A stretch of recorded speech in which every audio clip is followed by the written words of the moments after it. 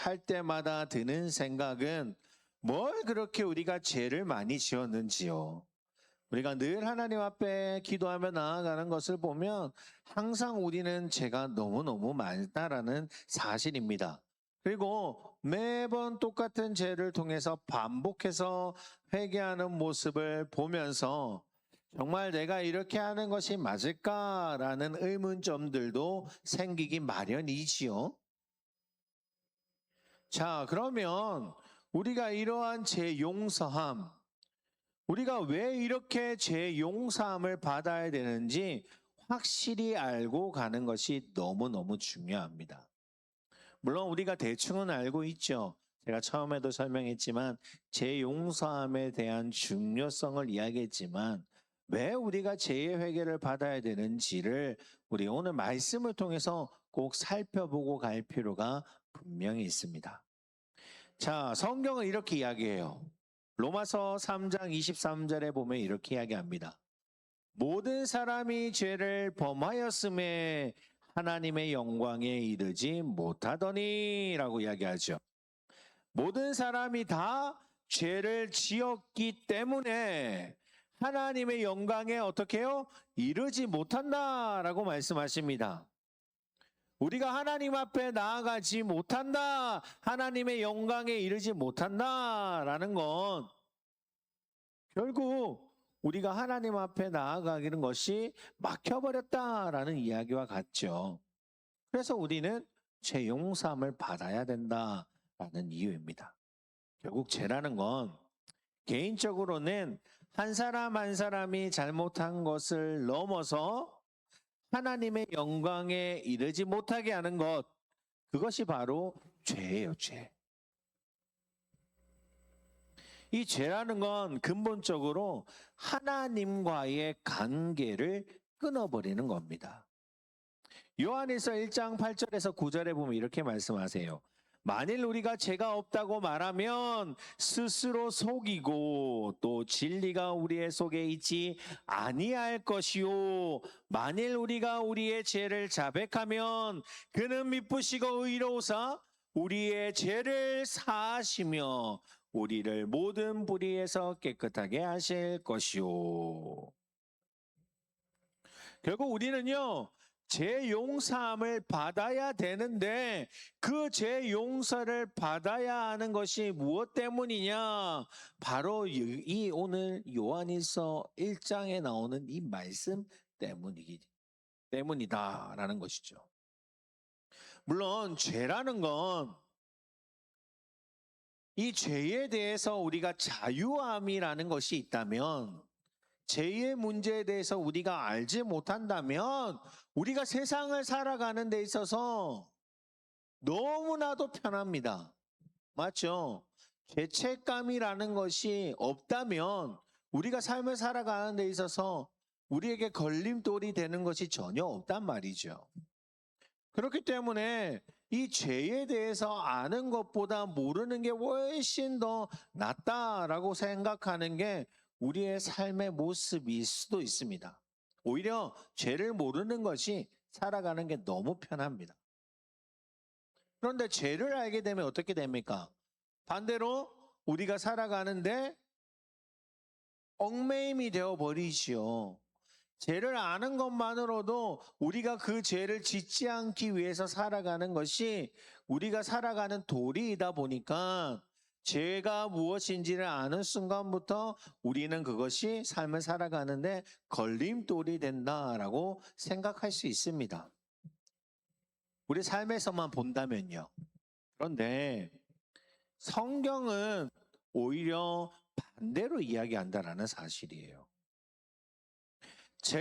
내가 죄가 없다라고 말하면요, 이건 스스로 나를 속이는 것이고 우리의 속에 진리가 없다라고 이야기를 합니다. 오히려 죄가 있다고 하면 그 죄 때문에 힘든 것이 아니라 오히려 우리가 사함을 받는다라고 말씀하세요. 모든 불의에서 어떻게 된대요? 깨끗하게 된대요.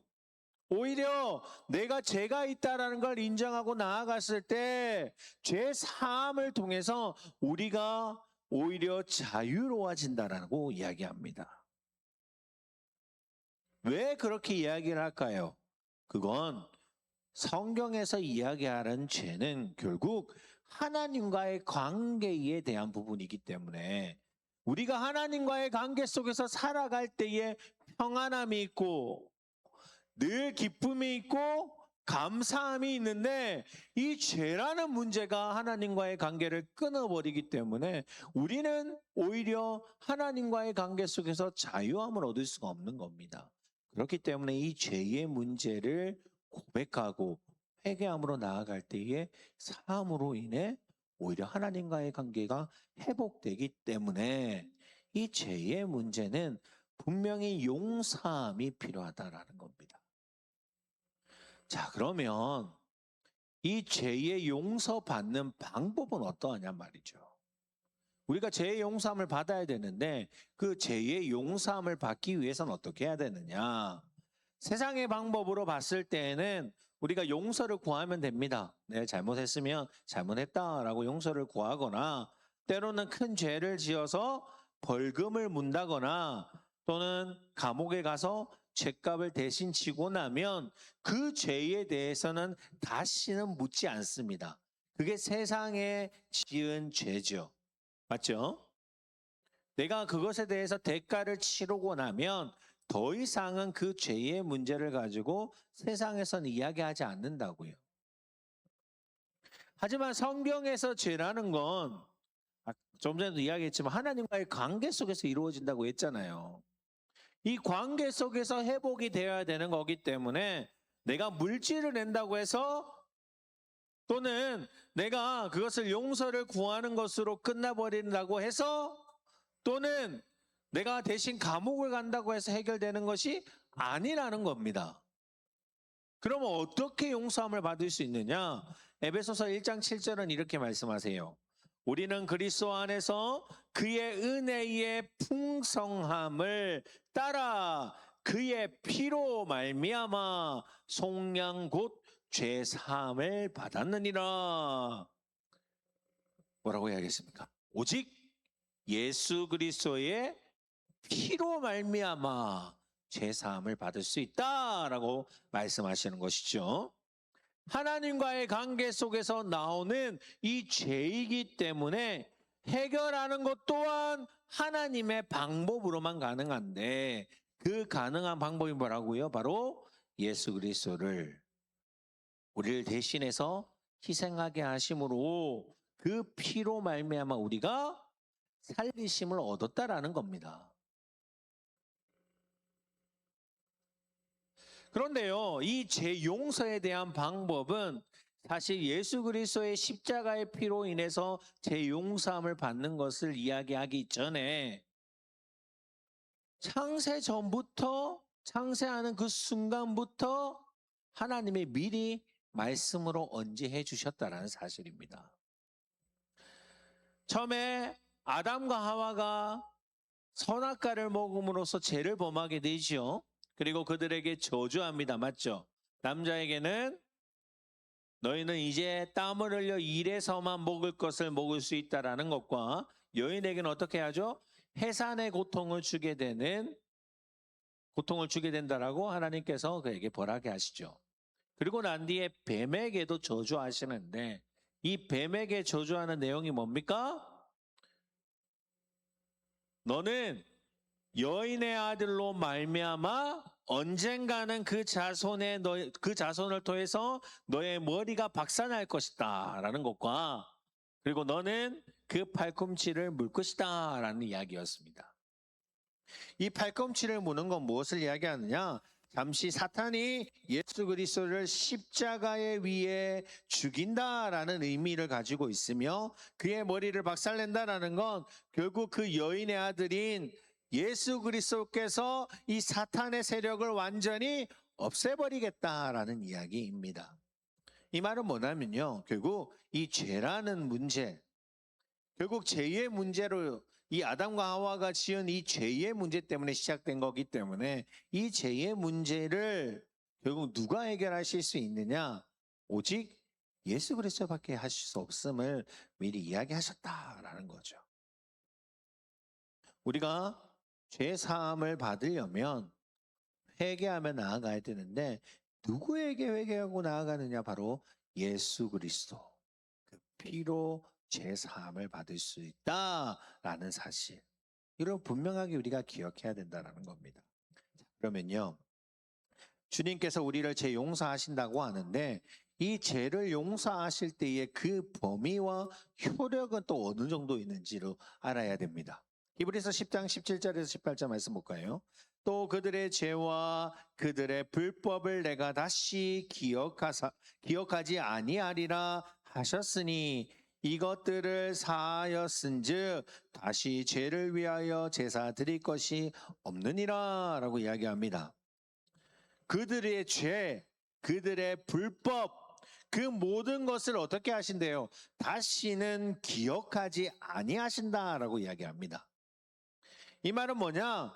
하나님께서 우리가 고백하며 나아가며 하나님께 용서를 구하고 나아가며 회개하며 나아갈 때에 그 회개함을 받았을 때에 죄 사함을 받았을 때에 하나님께서는 더 이상 그 죄에 대해서 기억하지 아니하시겠다라는 의미거든요.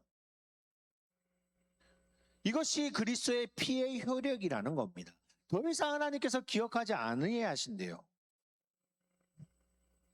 그렇다고 해서 물론 이 죄에 대한 문제를 다시 지어도 된다라는 말은 아닙니다. 하나님께 온전히 우리가 회개하며 나아갈 때에 주님 앞에 하나님 앞에 내려놓고 나아갈 때에 죄 사함을 받게 되었다면 그 죄 사함 받은 문제에 대해서 더 이상 그것으로 고민하고 어려워할 필요가 없다라는 겁니다. 왜요? 하나님께서 더 이상 기억하지 않으시기 때문입니다. 그런데 이러한 문제들을 이야기하면 이것에 대해서 악용하는 사람들이 있고 악용하는 문구들을 만드는 사람들이 있습니다. 왜 그러냐 하면 이러한 물음이 있기 때문이죠. 어떤 물음이냐? 한 사람이 큰 죄를 지었습니다. 네, 상대방에게 아주 큰 피해를 줬어요. 그런데 그 피해받은 사람이 이 사람을 용서하지 않았습니다. 그런데 자신이 죄를 지은 것으로 인해 하나님께 나는 회개했고 용서함을 받았으니 더 이상 나에게는 죄가 없다라고 이야기하셨고 나는 이제 죄가 없는 사람입니다 라고 이야기한다면 이것에 대해서 우리가 인정을 할 수 있느냐라는 질문을 한다면 성도님들은 어떠하시겠습니까? 사실 이렇게 이야기하시는 분들과 영화로나 드라마에서 이러한 내용들이 종종 나옵니다. 근데 분명한 사실은 무엇이냐? 우리가 하나님께 죄 사함을 받았다라는 사실은요. 어떠한 의미냐 하면 내가 그 죄를 더 이상 짓지 않겠다라는 확신의 믿음이 생겨야 됩니다. 그리고 내가 죄를 지었는 것에 대해서 부끄러워집니다. 하나님이 그렇게 그 마음을 만드세요. 그리고 내가 죄를 지은 것을 알게 하시기 때문에 내가 지은 것이 무엇인지를 깨닫게 하세요. 그리고 그 죄에 대해 지은 문제에 대한 부분을 반성하게 됩니다. 그리고 용서를 구하게 되지요. 그게 하나님이 죄 사함 받은 자에게 주어지는 모습입니다. 하나님이 자신의 잘못을 깨닫지 못하는 자에게 죄 사함을 주지 않습니다. 우리가 제가 여기서는 말씀을 한 적이 있나 모르겠네요. 아나니아와 삽비라의 사건을 아시죠? 그들이 하나님 앞에 자신의 재산을 드린다고 이야기를 하고 있는데 막상 모든 재산을 팔아보니 많단 말이죠. 그래서 반은 숨기고 반만 갖다 드리게 됩니다. 그때 베드로가 다시 한번 물어봐요. 정말 너가 모든 걸 다 들고 왔느냐라고 묻습니다. 그때 아나니아 삽비가 뭐라고 하죠? 네, 다 들고 왔습니다 라고 했을 때 어떻게 되죠? 그 자리에서 바로 죽었습니다. 자, 사실 좀 이해가 되지 않는 부분들이 있기는 해요. 왜냐? 자신의 재산이잖아요. 그리고 그 재산을 하나님 앞에 드리고자 한 건데 그 마음으로도 하나님이 기뻐하셨을 것이고 또한 그것으로도 정말 대단하다고 생각할 겁니다. 그런데 아나니아 사피는 왜 그 자리에서 죽음으로 맞이하게 됐느냐? 이유가 뭐죠? 잘못을 저질렀음에도 불구하고 그 잘못을 온전히 깨닫지 못했기 때문입니다. 하나님의 우리에게 주시는 죄 사함은요, 하나님께만 이루어지는 게 아니라고요. 내가 지은 모든 죄에 대해서 온전히 성찰하게 되고 그 죄에 대한 부분을 살피게 되고 부끄러워하는 것까지 모든 것을 포함합니다. 그것을 잘못 알고 있기 때문에 나는 하나님과의 관계에서 제사함만 받으면 돼 라고 생각하는 거죠. 근데 그게 온전한 제사함이 아니라는 겁니다. 제사함은 내 삶의 모든 것들이 부끄러워지고 그것에 대해서 하나님 앞에 모든 걸 드리면서 나아가는 것. 설령 내가 하기 싫은 일들도 억지로 해야 되는 일들조차도 부끄럽게 하셔서 그 일들을 행하게 하신다고요. 그게 진정한 제사함입니다. 그걸 알지 못하니까 사람들이 그렇게 이야기를 하고, 그걸 알지 못하니까 나는 제사함 받았다고 다른 사람들에게 피해주고 그것에 대해서 제대로 이야기를 하고 제대로 보상이나 제대로 된 사과도 없이 행함으로써 나는 하나님 앞에 회개했습니다. 그게 아니라고요. 잘못된 거라는 겁니다. 결국 제사함이라는 건 오직 예수 그리스도를 통해서만 되는 것이고 예수 그리스도에 인해서 온전히 제사함을 얻을 수 있다는 겁니다. 그리고 두 번째로요. 오늘 말씀에서 두 번째 고백이 뭐죠? 몸의 부활이죠. 몸의 부활. 자, 부활이라는 건 대부분의 사람들이 어떻게 생각하냐 하면 영혼의 부활만 생각합니다. 영혼이 다시 부활한다라고만 생각하지 몸이 부활하는 것에 대해서 육체가 부활하는 것에 대해서 이야기를 하지 않습니다. 그런데 오늘 사도신경을 보면 분명히 이야기를 하죠. 몸의 부활에 대한 부분을 믿는다라고 고백합니다. 이 말은 부활이라는 건 영혼의 부활뿐만 아니라 몸의 부활도 함께 있다는 사실이지요. 이건 굉장히 중요합니다. 굉장히. 이 사실을 분명히 알고 있어야 돼요. 이 사실을 모르면 우리가 육체적인 부활에 대한 부분을 이단적인 생각으로 생각합니다. 잘못된 이야기를 듣고 잘못된 생각으로 잘못된 것들로 논의하게 되는 그러한 문제가 발생해요. 근데 분명한 사실은 분명하게 우리가 고백하는 건 몸의 부활까지라는 거. 고린도전서 15장 42절에서 44절에 보면 이렇게 말씀합니다. 죽은 자의 부활도 그와 같으니 썩을 것으로 심고 썩지 아니할 것으로 다시 살아나며 욕된 것으로 심고 영광스러운 것으로 다시 살아나며 약한 것으로 심고 강한 것으로 다시 살아나며 육의 몸으로 심고 신령한 몸으로 다시 살아나나니 육의 몸이 있은즉 또 영의 몸도 있느니라 라고 말씀합니다. 결국 우리의 몸은 죽음을 맞이하지만 우리가 다시 부활할 때 어떻게 된다고요? 신령한 몸으로 다시 살아나게 된다라는 걸 분명히 말씀으로 이야기합니다. 영혼만 살아나는 것이 아니에요.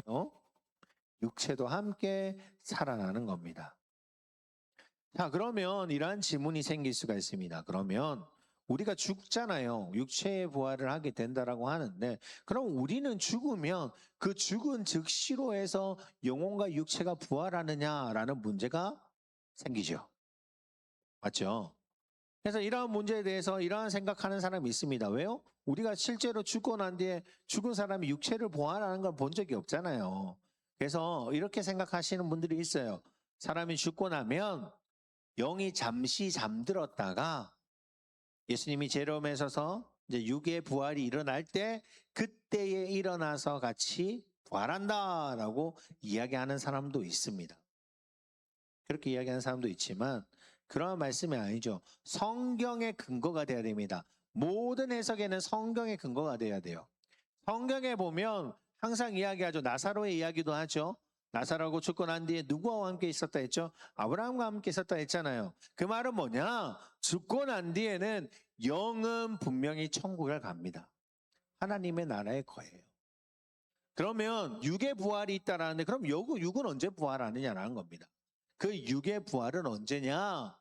예수님이 재림하셔서 심판이 이루어지고 난 뒤에 육이 함께 영혼이 부활하는 겁니다. 새로운 신령한 몸으로. 이게 실제로 말씀이 있어요. 이런 이야기를 하면 아유, 그런 말씀 들어본 적 없는데요. 자, 요한복음 5장 28절에서 29절 말씀입니다.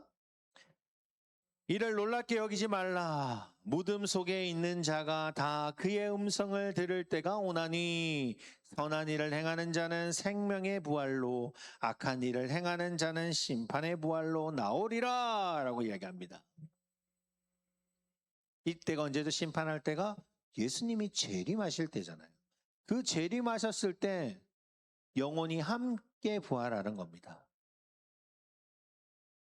육체와 함께 부활합니다. 그리고 심판을 통해서 지옥을 가고 천국에서 우리는 지금 이제 무천년설이라고 이야기를 하는데 무천년설이 뭐냐면 이 땅에 천국이 임할 거라는 것을 이야기하는 거거든요. 이 땅에서 천국에 영원토록 하나님과 함께 신령한 몸으로 영으로 살아가게 될 것이다 라고 이야기하는 겁니다. 그게 몸의 부활에 대한 이야기예요. 몸도 부활한다는 사실입니다. 이 사실 잊지 마세요. 이단들이 이걸 가지고 헷갈리게 만들어요. 헷갈리게 만듭니다. 왜냐? 육체는 죄라고 생각하잖아요. 죄를 우리가 육의 사람이라고 하잖아요. 근데 육의 사람이 왜 육의 몸으로 오냐고 이야기합니다. 분명히 성경에 신령한 몸, 하나님이 만드신 우리의 지금의 몸이 아니라 신령한 몸, 더 이상 죄를 짓지 않는 영혼과 죄를 짓지 않는 몸으로 이 땅에 오신다는 거. 부활이 일어나고 영원한 천국에서 하나님과 함께 한다는 사실. 그것이 성경에서 이야기하는 말씀입니다. 기억하십시오. 마지막, 영생에 대한 부분입니다. 영생. 그러면 영생은 언제부터 시작이 되냐 말이죠. 우리가 영생에 대한 이야기를 하면 대부분이 어떻게 생각하죠? 죽고 난 뒤라고 생각합니다. 맞죠? 우리가 죽고 난 뒤에 우리가 설교 시간에도 이야기하고 말씀으로도 이야기할 때 우리가 천국에 거했을 때 영원한 생명이 있다라고 이야기를 합니다. 맞죠? 그 말이 틀린 말은 아니에요. 당연히 영원한 생명이 임하죠. 그리고 영원히 하나님과 함께하고 영원히 하나님과 함께 그곳에서 살아가게 될 겁니다. 그게 우리가 이야기하는 영생이라고 이야기하는데 근데 사실 성경에서 이야기하는 영생은 우리가 분명히 알아야 되는 게 뭐냐? 영생에 대한 거 우리가 죽고 난 뒤에서 영생한다라고 이야기하지 않습니다.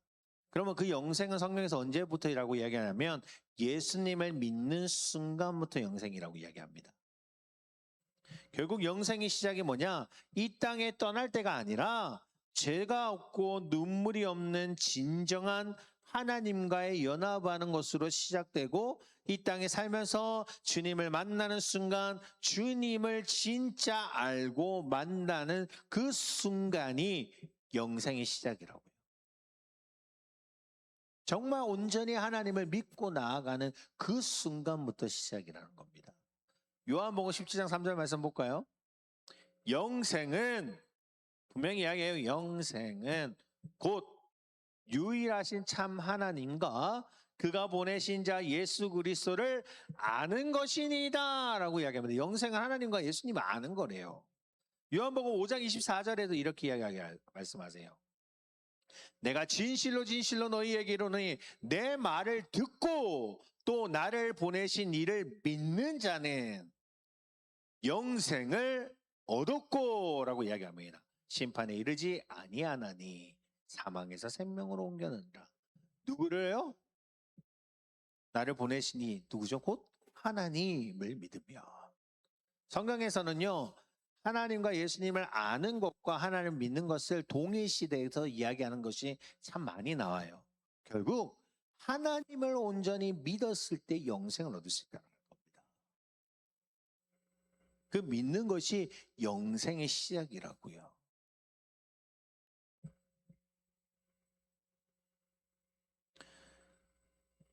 이것이 우리가 예배 시간 전에 항상 우리가 고백하는 사도신경에 대한 내용입니다. 이 사실을 우리가 믿는다라는 걸 고백하는 것이죠. 이것을 믿었을 때, 믿고 나아간다고 고백했을 때 우리가 온전히 그리스도인으로 살아갈 수 있는 겁니다. 되게 많은 이야기들이 담겨져 있죠, 사도신경에. 사도신경은요, 성경의 전체를 축약한 겁니다. 축약한 거. 우리는 그 축약한 그 말씀을 믿겠다라고 고백하는 것이고요. 이 사실을 믿지 못하면 절대 하나님을 믿을 수가 없습니다. 그걸 고백하지 못하면 믿음으로 나아갈 수가 없다라는 사실이죠. 사랑하는 성도님, 우리는 이 10주간이라는 시간 동안 사도신경을 살펴봤습니다. 맞죠? 이것이 우리가 믿어야 될 방향입니다. 이걸 온전히 믿지 못하면 결국 우리는 하나님을 믿지 못하는 것과 같다는 것을 잊지 마십시오. 그리고 늘 우리가 사도신경으로 고백하고 나아갈 때에 그 고백을 온전하게 고백할 수 있는 자가 되기를 원합니다. 늘 고백할 때 말로만 그냥 지나가는 것이 아니라 내가 이 사실을 믿습니다라고 고백하며 나아가는 자가 되기를 원해요. 그래야 우리가 정말 믿음의 사람으로 살아갈 수 있는 겁니다. 우리 마지막으로 이 사도신경 부분을 한번 다시 살펴보려고 하거든요. 제가 따로 준비가 되어 있지 않아서요.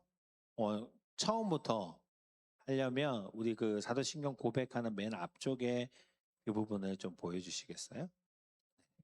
같이 한번 읽어봄으로 이 사도신경의 전체 내용을 끝내보려고 합니다. 읽겠습니다. 나는 전능하신 아버지 하나님, 천지의 창조들을 믿습니다. 나는 그의 유일하신 아들, 우리 주 예수 그리스도를 믿습니다. 그는 성령으로 잉태되어 동정녀 마리아에게서 나시고 본디오 빌라도에게 고난을 받아 십자가에 못 박혀 죽으시고 장사된 지 사흘 만에 죽은 자 가운데서 다시 살아나셨으며 하늘에 오르시어 전능하신 아버지 하나님 우편에 앉아 계시다가 거기로부터 살아있는 자와 죽은 자를 심판하러 오십니다. 나는 성령을 믿으며 거룩한 공교회와 성도의 교제와 죄를 용서받는 것과 몸의 부활과 영생을 믿습니다. 아멘. 늘 이 고백을 하면서 신앙생활을 하며 끝까지 천국 앞 하나님 앞에 가는 그 시간까지 이 고백을 믿으며 나아갈 수 있는 시민교회 성도님들 되시기를 주의 이름으로 축원드립니다. 기도드리겠습니다. 하나님 아버지 감사합니다. 늘 함께 하시는 주님, 우리의 믿음의 고백이 늘 삶에서 드러나기를 원합니다. 늘 하나님을 바라보기를 원하며 나를 구원해 주신 하나님을 따라 살아가는 자가 되기를 원합니다. 그 하나님을 믿고 우리의 죄에 늘 하나님 앞에 내려놓으며 하나님만을 바라보며 나아갈 수 있는 복된 신앙인들이 되기 원합니다. 우리 시민은교회 성도님들 기억하여 주시고 늘 그렇게 살아갈 수 있게 인도하여 주시며 늘 그것을 믿음으로 나아갈 수 있는 저희 시민은교회 성도님들 될 수 있도록 주님이 인도하여 주시옵소서. 한 주간도 승리하게 하실 줄 믿사오며 예수 그리스도 이름으로 기도드립니다. 아멘. 주기도문으로 예배소서 마치도록 하겠습니다. 하늘에 계신 우리 아버지여, 이름이 거룩히 여김을 받으시오며 나라의 임하옵시오며 뜻이 하늘에서 이룬 것 같이 땅에서도 이루어지리다. 오늘날 우리에게 일용할 양식을 주옵시고 우리가 우리에게 죄 지은 자를 사하여 준 것 같이 우리의 죄를 사하여 주옵시고 우리를 시험에 들게 하지 마옵시며 다만 악에서 구하옵소서. 대개 나라와 권세와 영광이 아버지께 영원히 있사옵나이다. 아멘.